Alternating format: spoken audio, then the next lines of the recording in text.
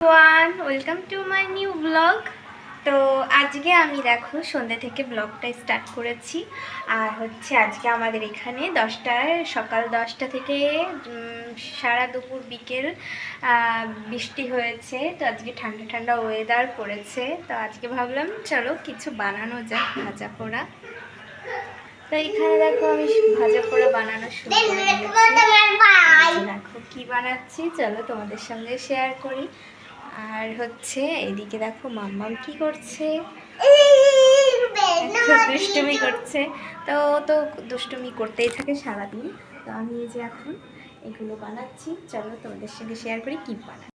তো দেখো ভাজা হয়ে এসেছে, তো লাল লাল হয়ে গেছে। তো এক হাতে ক্যামেরা ধরে রয়েছি। আর হচ্ছে সন্ধ্যে টাইমে ইচ্ছে হলো কিছু একটা বানাতে, সেজন্যই বানাচ্ছি।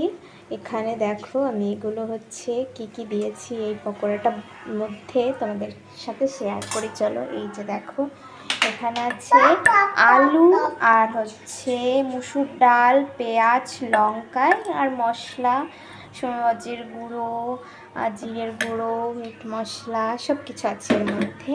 তো এদিকে আছে এই যে বেগুনি ভাজবো, বেগুনি ভাজা হবে। এই যে দেখো, তো বেগুনিটাও ভাজবো, চলো ভেজে নিই। আর এগুলো দেখো কি সুন্দর করে ভাজছি আমি। তো ঠান্ডা ঠান্ডা ওয়েদার পড়েছে আজকে, সেজন্য একটু ভাজা পোড়া করি। এখন নামিয়ে নিয়েছি আমি, লাল লাল করে ভেজে নিয়েছি দেখো। আর এইটুকু আছে, আর বেগুনিটা এরপরে ভাজবো। মাম্মাম গরম কিন্তু, হাত দেয় না। হ্যাঁ দেবো তোমাকে, বাটিতে করে দেবো। আর এই যে আবার দিলাম।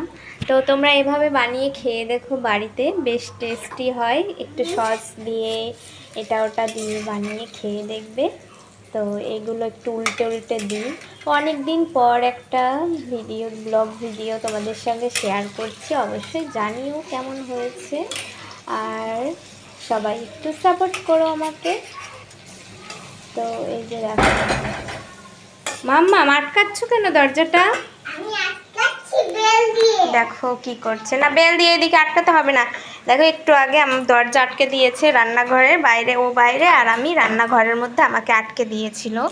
এত দুষ্টু হয়েছে, এখানে লক করে রাখি। দিন এরকম করেছে, আমি রান্না করছি আর রান্নাঘর আটকে দিয়েছে, আর কিছুতেই খুলছে না। অনেক সময় হচ্ছে আমি আটকা ছিলাম রান্নাঘরে।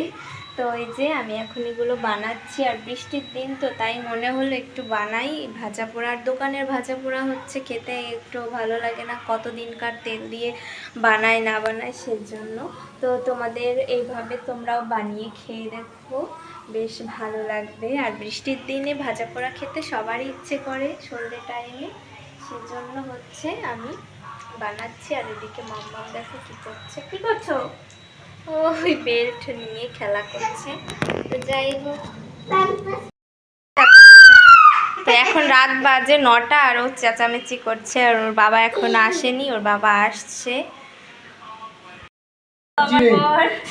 বাড়ি থেকে আসলো এইমাত্র।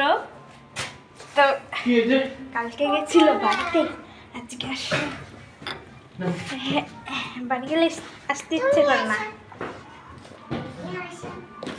কি এনেছে কি এনেছে দেখি। বাড়িতে গেছিল আমাদের গ্রামের বাড়িতে। এই দেখো আমাদের গাছের আম নিয়ে এসেছে। আমি আর কালকে থেকে রয়েছি, কালকে বাবা গেছিল না, কালকে আমার বর গেছিল বাড়িতে। তো এই যে বাড়ির গাছের আম নিয়ে এসেছে। আর আমার বাবা আবার এই যে তেল পাঠিয়েছে, ঘানির তেল, আমাদের সর্ষের তেল, খাঁটি ঘানির সর্ষের তেল। এটা বাবা মানে আমার শ্বশুর বাড়িতে রেখে গেছিল। আর এই যে আমাদের বাড়ির গাছের, শ্বশুর বাড়ির গাছের আম। তো এই যে চলো টাটা।